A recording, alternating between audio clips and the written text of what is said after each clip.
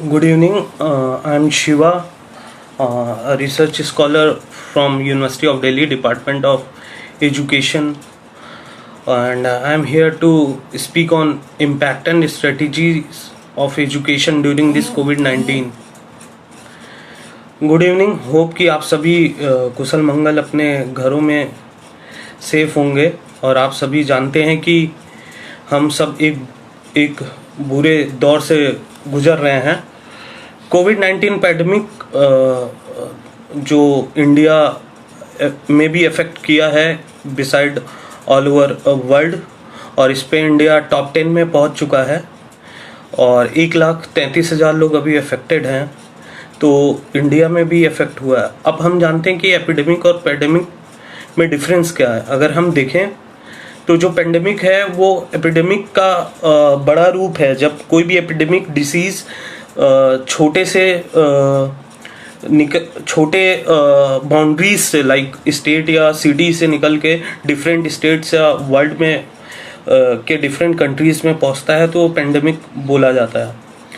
तो अगर हम देखें ये पैंडेमिक ना कि केवल किसी एक कंट्री के बल्कि ऑल ओवर वर्ल्ड के डिफरेंट थिंग्स को अफेक्ट किया है, जैसे कि इकोनॉमी हो गया, लाइफ स्टाइल हो गया, डिफरेंट डे शेड्यूल हो गया, और साथ ही साथ एजुकेशन इससे कहीं छूटा नहीं है। तो इंडिया में देखते हैं कि सेकेंड वीक ऑफ मार्च में गवर्नमेंट ने, डिफरेंट स्टेट गवर्नमेंट ने स्कूल्स और कॉलेजेस टेम्पररी बेस पे बंद कर दिया था। और हमें ये भी नहीं पता है कि ये खुलेगा कब।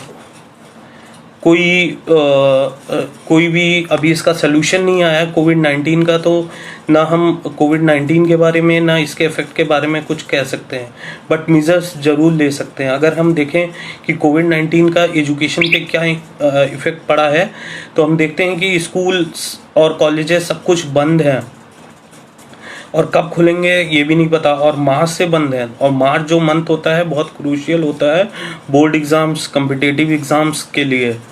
और साथ ही अगर हम बोर्ड एग्जाम्स, कॉम्पिटिटिव एग्जाम्स के अलावा देखें तो बहुत से एग्जाम्स और सारे साथ ही में नर्सरी एडमिशन्स और सारे प्रोसीजर्स इस मंथ में होते हैं। अगर समय बीतते ही इसका सलूशन नहीं आता कोविड-19 का, तो इसका इम्पैक्ट एजुकेशन के साथ साथ और चीज़ों पे पड़ेगा। तो अगर हम देखें तो ऑल ओवर इंडिया में 285 यंग लर्नर्स है बिसाइड लाइफ लॉन्ग लर्नर्स।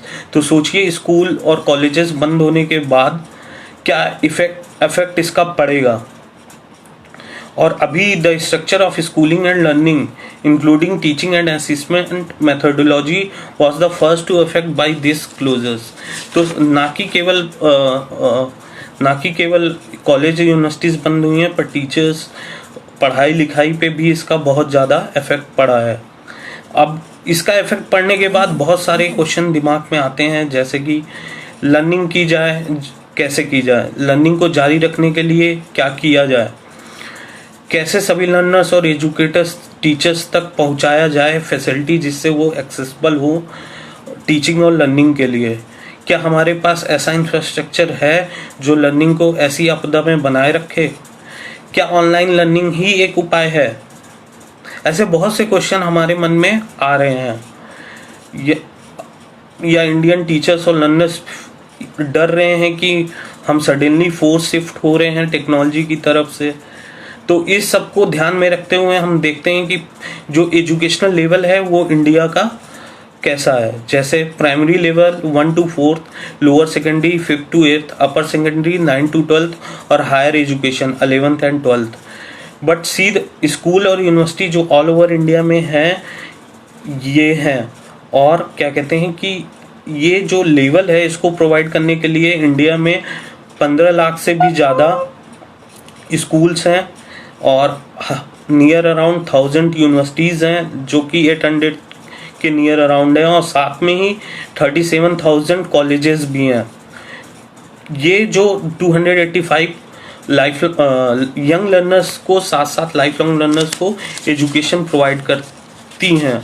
तो सडनली इतना बड़ा इम्पैक्ट पड़ा है एजुकेशन सेक्टर में, कैसे इसको सरवाइव कर सकें।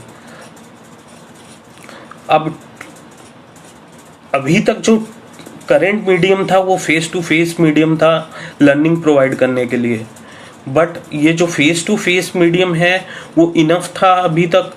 कुछ यूनिवर्सिटीज़ और कॉलेज साथ में थे जो फेस टू फेस के साथ बिसाइड ऑनलाइन टीचिंग लर्निंग भी दे रहे थे, बट क्या ऑनलाइन टीचिंग लर्निंग ही एक सलूशन है?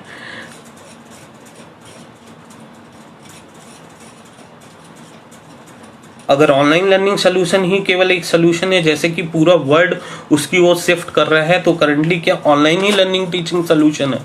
ऐसा है? शायद नहीं, क्योंकि ऑनलाइन लर्निंग टीचिंग के अलावा हम लोकल रिसोर्स को भी यूटिलाइज करके, क्योंकि हम फोर्सली फेस टू फेस से ऑनलाइन टीचिंग की ओर नहीं शिफ्ट हो सकते, बट हमारे पेस में स्पीड आ गया हमारी शिफ्टिंग को की तरफ। तो the world bank estimated nearly 23 of Indian population living below poverty line. Is it possible to reach everyone through internet? अभी इंडिया में 23% जो पॉपुलेशन है वो बिलो पॉवर्टी लाइन है। तो इस आपदा में क्या हम एजुकेशन को कंटिन्यू रखने के लिए सडनली शिफ्ट कर सकते हैं इंटरनेट की ओर? नहीं, हम सडनली नहीं कर सकते। हम लोकल रिसोर्स का यूज़ कर सकते हैं, जैसे कि जो लोकल यूनिवर्सिटीज़ या स्कूल हैं उनसे, जो डिफरेंट सेंट्रल यूनिवर्सिटीज़ हैं जो डायरेक्ट नहीं लर्निंग या टीचिंग प्रोवाइड कर सकती, वो लोकल रिसोर्स जैसे मेडिकल फील्ड में हो ही रहा है, उन लोकल रिसोर्स को यूज़ कर सकते हैं। अगर हम देखें तो इंडिया में अभी तक 56 करोड़ लोग इंटरनेट यूजर्स हैं और नियर अराउंड 50 करोड़ लोग स्मार्टफोन यूजर्स हैं। तो हम ये भी नहीं कर सकते कि हम ऑनलाइन टीचिंग लर्निंग को पूरी तरह से निगलेक्ट कर दें।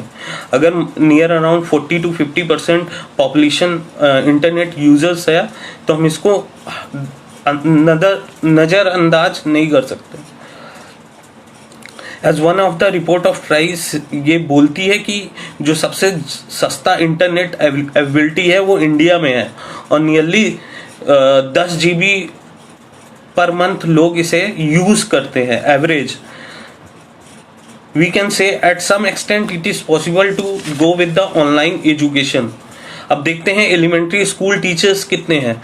नियर अराउंड 59 लाख या 60 लाख के near around elementary school teacher हैं इंडिया में, और सेकेंडरी स्कूल टीचर्स जो हैं वो नियर अराउंड 22 to 25 लैक्स हैं, और all India survey for higher education के हिसाब से near around 13 lakh higher education में टीचर्स हैं। Let's see the population distribution on generation basis. अगर हम देखें कि नियर अराउंड हमारे पास 1 करोड़ टीचर्स हैं, तो ये इनका जो जनरेशन एज ग्रुप है वो क्या है? अब जैसे कि जनरेशन एज ग्रुप्स अभी अगर हम 1940 से अभी तक देखें तो जो 1946 से 1964 तक का एज ग्रुप था वो बेबी बूमर्स एज ग्रुप नाम से फेमस है, जाना जाता है। बेबी बूमर्स वो होते हैं जनरली उस दौरान रेट ऑफ पॉपुलेशन में इंक्रीज हुआ था, इसलिए उसे बेबी बूमर्स बोला जाता है। और दूसरा जो जनरेशन एक्स उसके बाद आया जो 1960 से 1984 तक का था, और जो उसके बाद जनरेशन वाई था जो 1984 से 1996 तक का था, और जनरेशन जेड 1997 से 2012 तक का, और जनरेशन अल्फ़ा जो 2012 से 2025 तक का है। बट जो इन टेक्नोलॉजी है उसका इंट्रोडक्शन हुआ जनरेशन नियर अराउंड एक्स के बाद जनरेशन वाई में, और उसके बाद जनरेशन जेड और जनरेशन अल्फ़ा आया।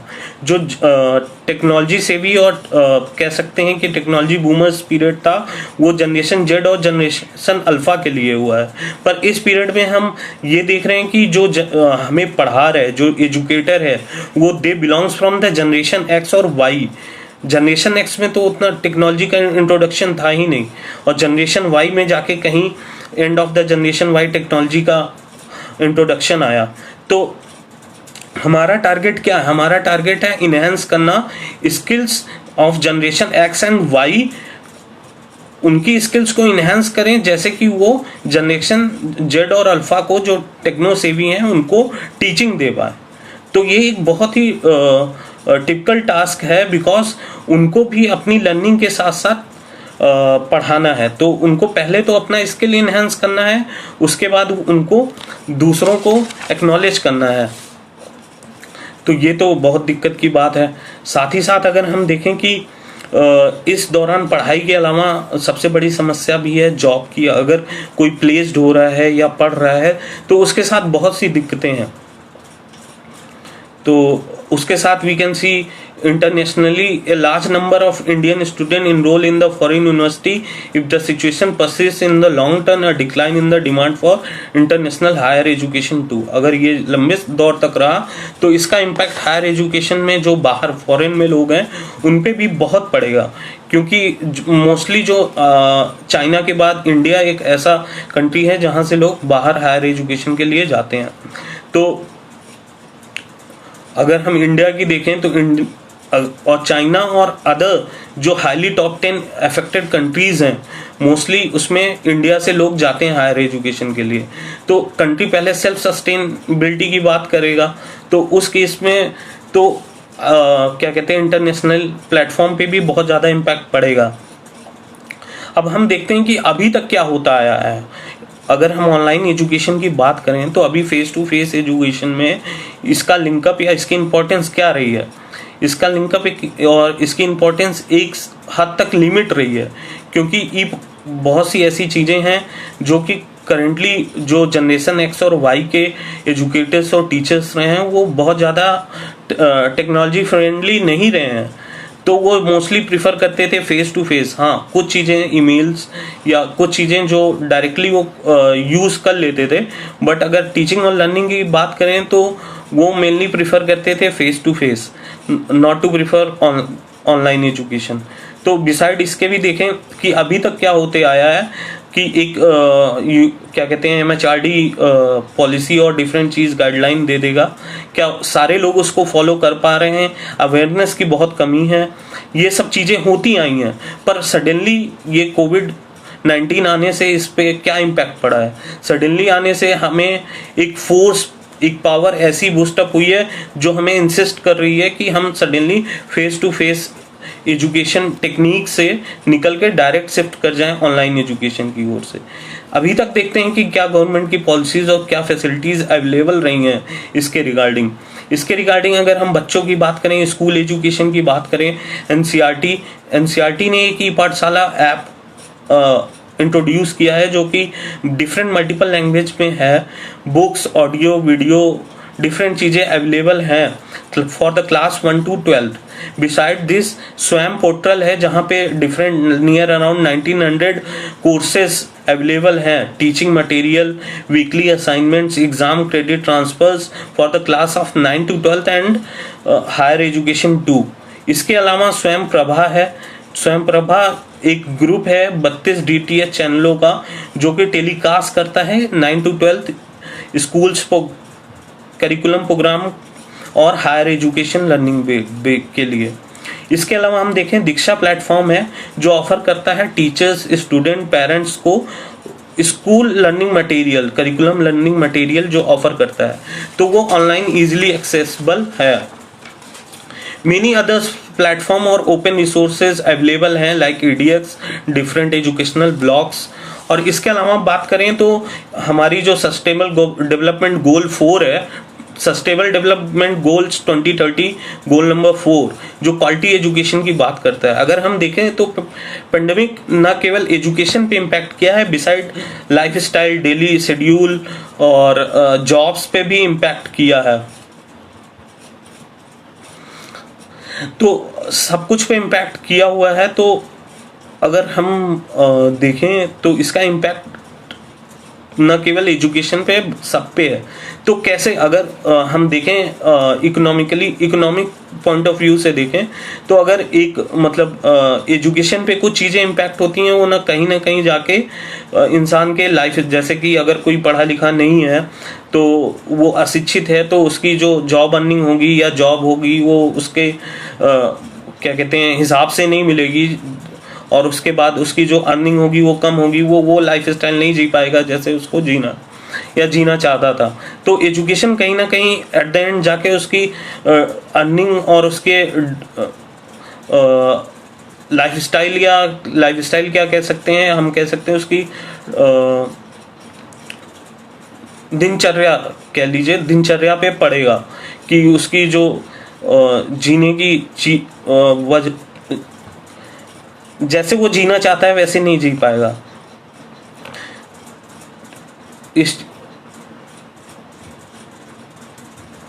इसके बाद क्वेश्चन ये उठता है कि we can shift from face to face online learning, face to face learning to online learning. We have enough supporting material. It's very difficult to say yes, but how can we make it possible?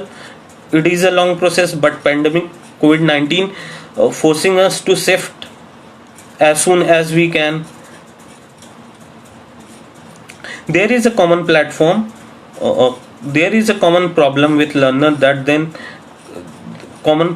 learners that if we are shifting to the online education, that data exhausted very early. Like they are using now a government policy introduced that we can use more online platforms for providing class and e-learning materials. But the problem nowadays the learner or teacher facing is about data exhaust. उनका data खत्म हो जाता है. तो इसका भी solution है, क्योंकि हम डायरेक्ट शिफ्ट नहीं कर सकते. सलूशन क्या है? जैसे कि एक कंपनी है मुफ्त इंटरनेट करके, जो कि काम करती है फ्री इंटरनेट प्रोवाइड करने के ऊपर. तो ये कैसे फ्री इंटरनेट प्रोवाइड करती है? ये क्या कहते हैं कि ये यूजर्स को ओपन नेटवर्क देती है डिफरेंट कम्युनिटी में, डिफरेंट जगह लोकेलिटी पे, जहाँ पे जो इंटरनेट यूजर है वो एक्सेस कर सकता है और इन बिटवीन उनको एडवर्टीजमेंट या और अदर चीज देखने को मिलेगी. Beside this, Google also working with Indian railways, different Indian railways, more than 500 Indian railways have a free internet access for limited time period. But ऐसे छोटे छोटे जगह हैं जहाँ पे हम देख सकते हैं कि इंटरनेट एबिलिटी है. तो ऐसे जैसे इंटरनेट मुफ्त इंटरनेट कंपनी जो है वो प्रोवाइड करती है, ऐसे क्या डिफरेंट सॉल्यूशंस हम निकाल के लर्नर्स को नहीं दे सकते जिससे कि वो अटैच हो सकें और इस प्रॉब्लम के सलूशन को ला सकें अपनी निजी ज़िंदगी में. गवर्नमेंट को सोचना चाहिए इस चीज़ों पे, क्योंकि डाटा एग्जॉस्टेड, जो ये डाटा ख़त्म होने की दिक्कत है आजकल बहुत ज़्यादा लोगों में है, कॉमन प्रॉब्लम है. तो इस पे सोचना चाहिए. जैसे मुफ्त इंटरनेट कंपनी है, गूगल है, ये लोग प्रोवाइड कर रहे हैं कहीं ना कहीं फ्री इंटरनेट एक्सेस, या कर रहे थे. इनको इस चीज़ों पे सोचना चाहिए. ये बहुत ही जेन्युइन प्रॉब्लम है करंट पे. अगर हम फेस टू फेस ऑनलाइन से फेस टू फेस से ऑनलाइन लर्निंग की ओर शिफ्ट करते हैं, वहीं हम देख रहे हैं कि सबसे ज़्यादा ऑल ओवर वर्ल्ड में सबसे ज़्यादा सस्ता इंटरनेट इंडिया में है, और इंडियन पीपल लगभग 10 GB एवरेज मंथली यूज़ करते हैं. और बिसाइड इसके ऑल ओवर इंडिया में 56 करोड़ लोग ऐसे हैं जो इंटरनेट यूजर्स हैं. बिसाइड दैट 50 करोड़ लोग ऐसे हैं जो क्या मल्टीमीडिया फ़ोन यूज़ कर सकते हैं. तो कहीं ना कहीं पॉसिबल है हमें ऑनलाइन लर्निंग की ओर शिफ्ट होना. पर जो कोविड-19 है इसको क्या कहते हैं कि फोर्स कर रहा है हमें कि जल्दी हम शिफ्ट हों. तो कहीं ना कहीं हम छोटा छोटा स्टेप लेके इसमें हम स्विच कर सकते हैं. जैसे हम देखें, कैम्ब्रिज यूनिवर्सिटी ने अभी एक डिसीजन लिया है कि वो अगले एकेडमिक ईयर को वो ऑनलाइन में शिफ्ट कर रहे हैं. तो for the next 1 year Cambridge university बंद रहेगी. They totally work on the online basis. So ऐसे बहुत से सल्यूशन हैं जैसे कि हम लेके शिफ्ट कर सकते हैं. और हम देखें कि अगर हमें कोविड-19 फोर्स कर रहा है ऑनलाइन एजुकेशन की ओर शिफ्ट होने के लिए, तो हम लोकलाइजेशन प्रोसेस का भी यूज़ कर सकते हैं. जैसे अगर कोई यूनिवर्सिटी, दिल्ली यूनिवर्सिटी का एग्जांपल ले लेते हैं. दिल्ली यूनिवर्सिटी एक सेंट्रल यूनिवर्सिटी है जो कि दिल्ली में लोकेटेड है. अब बहुत से ऐसे बच्चे हैं जो अपने घर को जा चुके हैं, वो यहाँ नहीं आ सकते या ऑनलाइन डाटा उनके पास अवेलेबल नहीं है. तो जो लोकल यूनिवर्सिटीज़ वहाँ पे अवेलेबल हैं, हम उनको एज अ रिसोर्स यूज़ कर सकते हैं. ओपन डिस्टेंस एजुकेशन की मदद ले सकते हैं. उनको कंटेंट बाय पोस्ट भेज सकते हैं. अगर वो अवेलेबल नहीं है तो जो लोकल रिसोर्स सेंटर है उनके थ्रू वहाँ उनके घर पे सोशल डिस्टेंसिंग को मेंटेन रखते हुए पहुँचवाया जा सकता है. क्योंकि अनटिल अनलेस जब तक कोविड-19 की कोई भी सोल्यूशन नहीं आएगा। अगर कोविड-19 का सोल्यूशन आ भी जाता है तो भी हमें इस प्रोसेस को छोड़ना नहीं चाहिए, क्योंकि हमें बहुत अच्छा मौका मिला है ऑनलाइन एजुकेशन की ओर शिफ्ट होने का। तो बहुत सी ऐसी समस्याएं हैं। समस्याएं ये भी हैं कि कितने लोग हैं जिनको 25% पीपल जो हायर एजुकेशन को एक्सेस कर पाते हैं। तो हम देखें कि स्कूल एजुकेशन से हायर एजुकेशन में भी बहुत कम बच्चे आ पाते हैं, प्राइमरी लेवल से अपर प्राइमरी लेवल में भी बहुत कम बच्चे आ पाते हैं। पर हमें कभी ये होप नहीं छोड़ना चाहिए कि कुछ लोगों को चीज़ें नहीं मिल रही हैं तो उनकी वजह से जिनको मिलने वाली हैं उनको भी ना दें। जैसे कि अभी एक रिसर्च चल रहा है कि ऑनलाइन एजुकेशन कराना अभी संभव नहीं है क्योंकि सब इसको एक्सेस नहीं कर सकते, तो इसको ऑप्शनल रखा जा सकता है। ऑप्शनल रखा जा सकता है, जो ऑनलाइन एग्जाम देना चाहे घर बैठे ऑनलाइन एग्जाम दे के दे वांट टू लर्न और gain the degree, they can go with it. Otherwise we can go with the offline option. Those who want to go with the online वो online जाए, जिनको offline जाना है उनको offline जाए। Why we are making this issue कि online सबके लिए पॉसिबल नहीं है। भाई जिनके लिए पॉसिबल है दे कैन एक्सेस इट ना। हम अब जिनके पास नहीं मिल रही है उनके लिए दूसरा ऑप्शन बनाएं, जिनको मिल रहा है उनको एक्सेस कराएं और जो कमी रह गई है उसको बिल्डअप करें। जैसे इंटरनेट प्रॉब्लम है, कनेक्टिविटी धीरे धीरे आएगी क्योंकि प्रॉब्लम हमारे पास सामने आ गया है।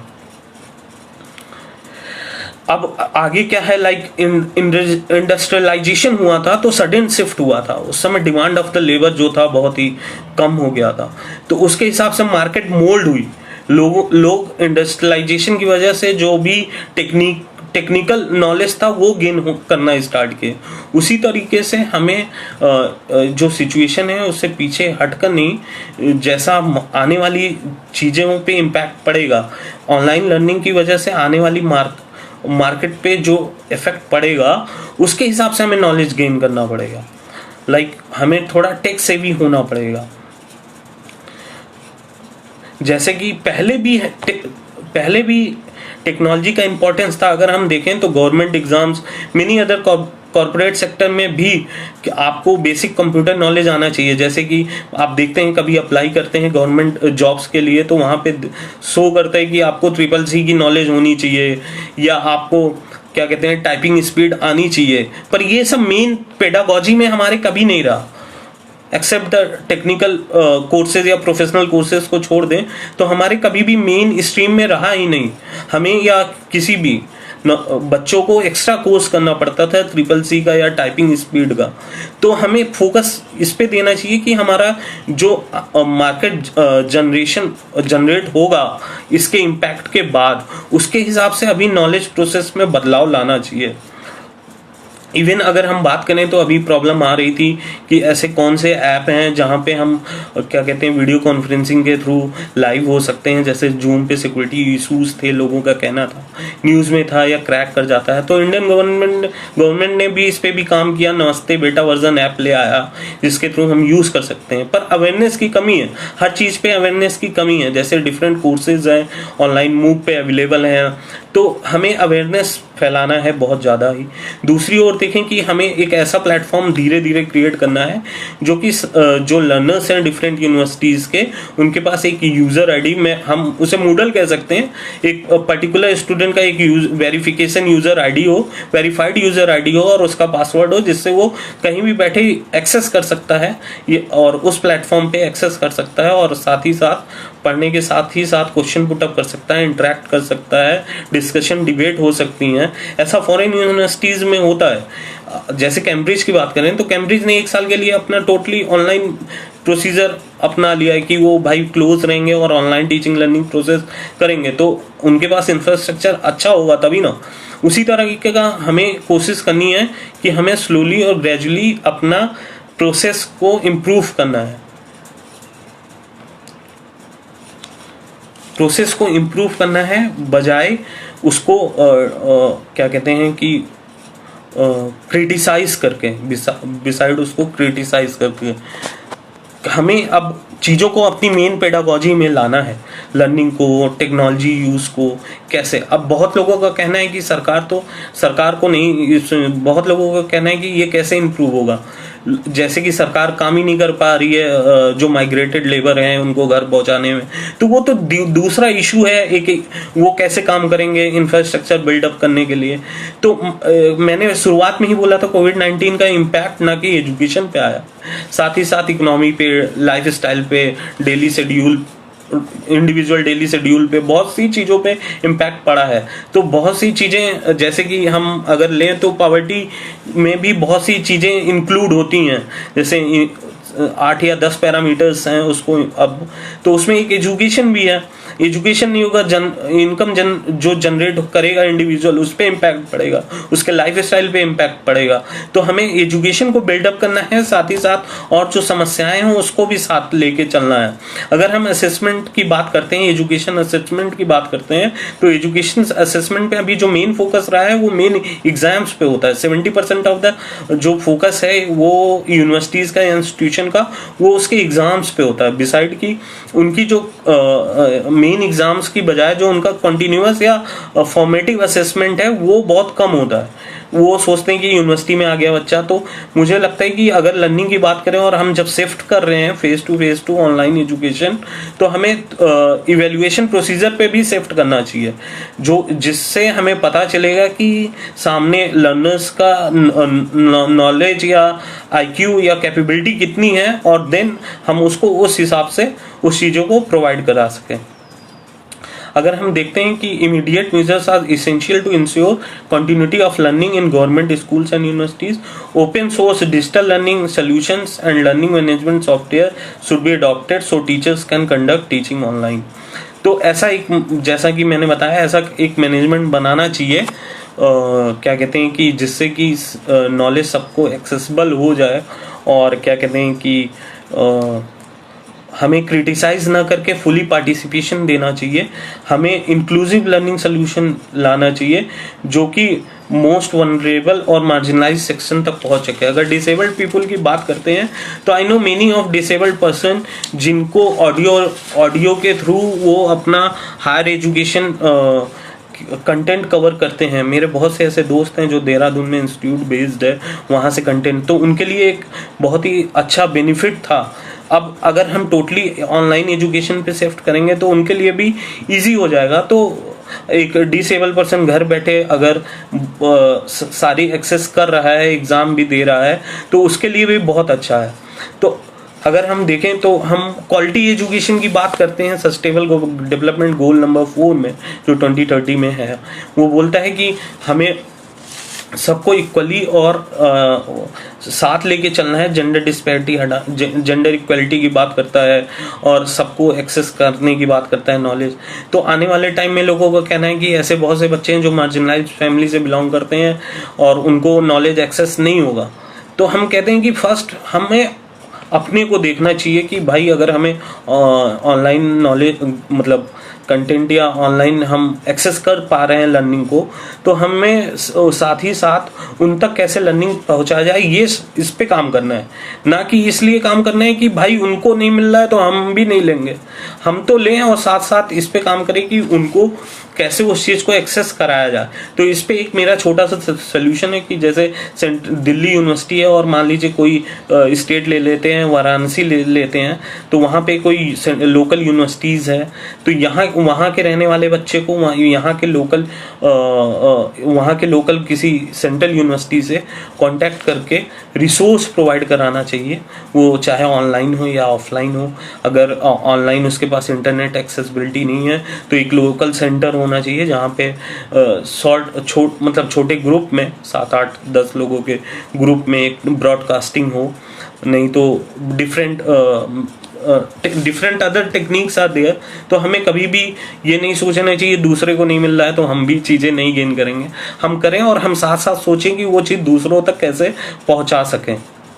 अगर हम साथ ही साथ देखें तो 82 अंडर ग्रेजुएट कोर्सेज और 42 post graduate courses non engineering courses स्वयं पे ऑफर होने वाला है फ्रॉम जुलाई 2020 सेमेस्टर से। और क्या कहते हैं कि गवर्नमेंट ही साथ इस प्रॉब्लम को ओवरकम करने के लिए एक विद्यादान करके एक स्कीम कह लीजिए या एक प्रोसीजर कर रहा है, जैसे कि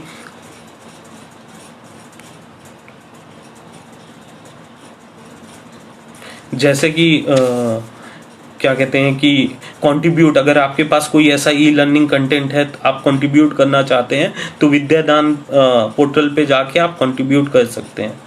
और क्या कहते हैं, हमारे पास एक क्वेश्चन आया है मिस्टर रंजन साहू का, if we will say that those who able to access internet they should be given right to give exam through online mode and gain their degree, on the contrary those who do not have access there should not be some other alternatives, but right now we don't have any offline strategies, hence I don't think online exam will be a good idea, because more than 70% students living in rural gray areas and they don't have access to this will open a paradox of inequality। Paradox of inequality की बात कर रहे हैं और रंजन साहू जी कह रहे हैं कि ये तो नाइंसाफ़ी हो जाएगी। भाई मैं ये नहीं कह रहा हूँ कि उनके साथ नाइंसाफ़ी हो जाएगी या हमें करनी चाहिए, हमें सोल्यूशन लाना चाहिए डिसाइड। मैं ये नहीं कह रहा हूँ एग्ज़ाम हो जाए भाई ऑनलाइन या ना हो, मैं इस पर कमेंट नहीं किया। मैं ये कहना चाह रहा हूँ कि ऑनलाइन एग्ज़ाम अगर हम रखते हैं तो साथ ही साथ जो ऑनलाइन एग्ज़ाम देने के लिए एक्सेसिबल नहीं है उनके लिए कुछ अल्टरनेट रखते हैं। मेरा कहना ये है, मेरा कहना करंट सिचुएशन पे नहीं है कि ऑनलाइन एग्ज़ाम कराना चाहिए नहीं कराना चाहिए। मैं कह रहा हूँ कि ऑनलाइन एग्ज़ाम होना चाहिए, साथ ही साथ जो नहीं एक्सेस कर पा रहे हैं उनको अल्टरनेटिव मेथड के साथ उनका एग्ज़ाम कराना चाहिए, तो दोनों का पैरेलली एग्ज़ाम हो जाएगा।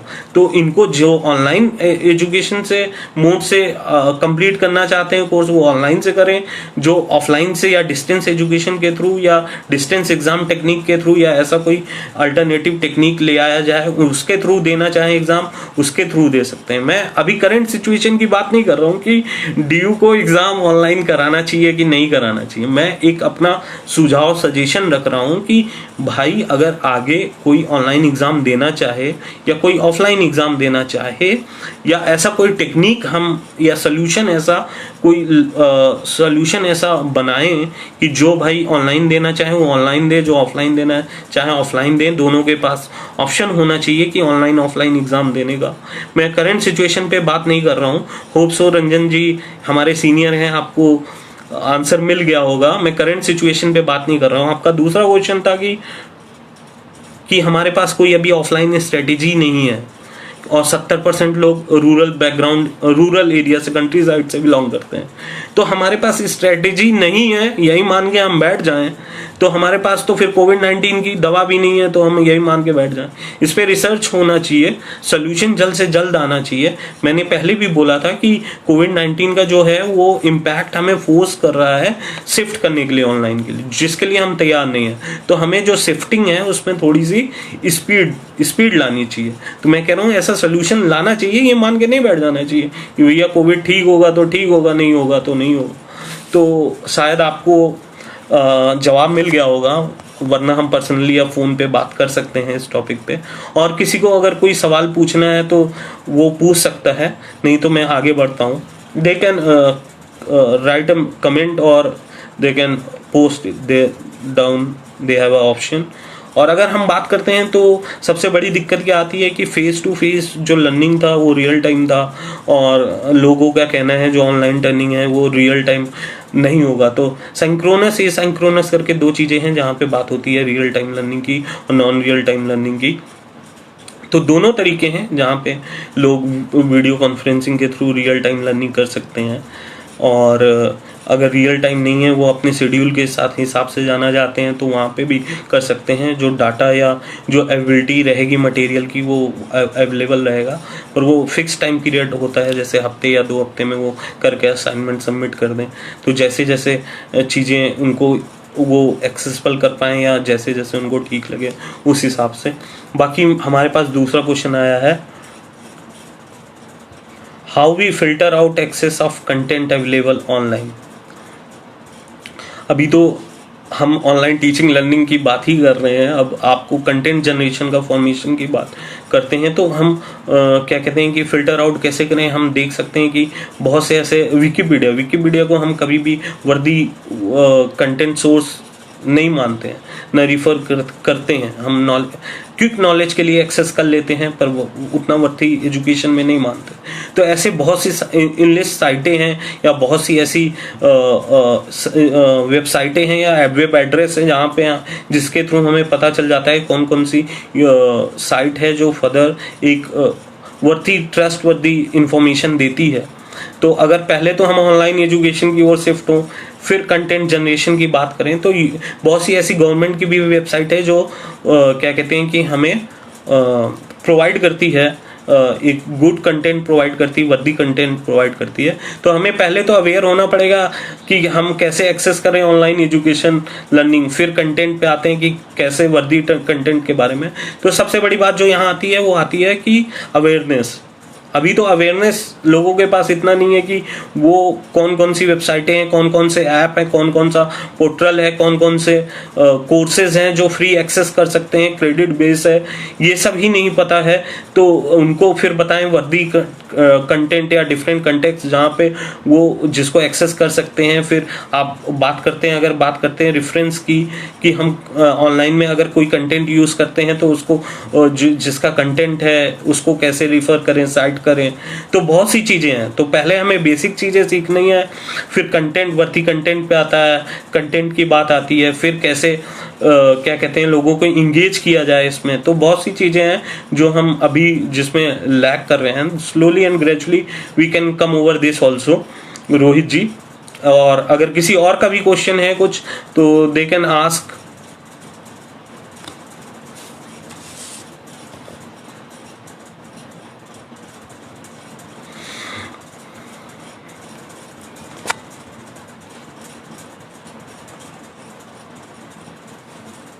Beside this I can say personal use से अब हमें सोशल वेलफेयर की ओर आना चाहिए अगर हमें प्रॉब्लम सॉल्व करनी है, जो कि हम शायद स्लोली एंड ग्रेजुअली सॉल्व कर सकेंगे। और अगर किसी और का क्वेश्चन है या कोई कुछ पूछना चाहता है शिक्षा में आने वाली समस्याओं को लेके, तो वो पूछ सकता है।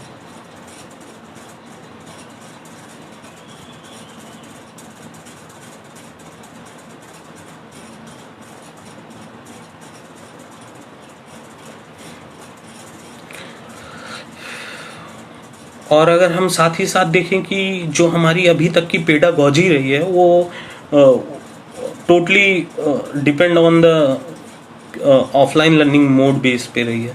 तो हमें कहीं ना कहीं आने वाली जनरेशन के लिए जो टोटली ई लर्निंग या समहाउ ब्लेंडेड लर्निंग की बात कर दे, ब्लेंडेड लर्निंग बेस हो, तो जो बीएड करिकुलम है उसमें रिफॉर्म्स लाने पड़ेंगे। क्योंकि बहुत से टीचर्स ऐसे हैं जो बीएड में कर रहे हैं, एजुकेटर्स कह लें या होने वाले टीचर्स ऐसे हैं जिनको करिकुलम में कभी भी टेक्नोलॉजी का एक्सेसिबिलिटी नहीं मिलता है। तो हमें रिफॉर्म्स लाना पड़ेगा अपने ऐसे इंस्टीट्यूशन में भी या आने वाली टीचिंग लर्निंग प्रोसेस में, जहाँ पे कंटेंट डेवलपमेंट और क्या कहते हैं कि ऐसी लर्निंग प्रोसेस में ट्रांसफॉर्मेशन कम्प्लीटली लाना पड़ेगा। और क्या कहते हैं कि इस पे ज़्यादा ध्यान देना पड़ेगा। तो ये सब कुछ बातें थी जो एजुकेशन को लेके कि कोविड-19 कैसे इम्पैक्ट करता है शिक्षा को, उसमें रहने वाले टीचर्स एजुकेटर्स को, वो कौन सी जनरेशन से बिलोंग कर रहे हैं और कैसे वो चीज़ें उनकी लर्निंग और उनकी टीचिंग पे इम्पैक्ट करता है। ये सब छोटे छोटे इश्यूज़ को लेके और फिर इसका सलूशन क्या हो सकता है, ये सब कुछ बातें थी जो मैंने आपके सामने रखी। होप सो कि आपके भी मन में मेरी बात सुनने के बाद बहुत से ऐसे प्रश्न आए होंगे जो पूछना चाहते होंगे, शायद अभी ना पूछ पाए, बाद में ये वीडियो देख के पूछे।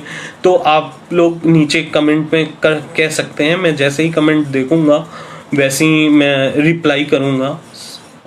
और इसी के साथ ही मैं अपनी बातों को ख़त्म करता हूँ। Thank you so much.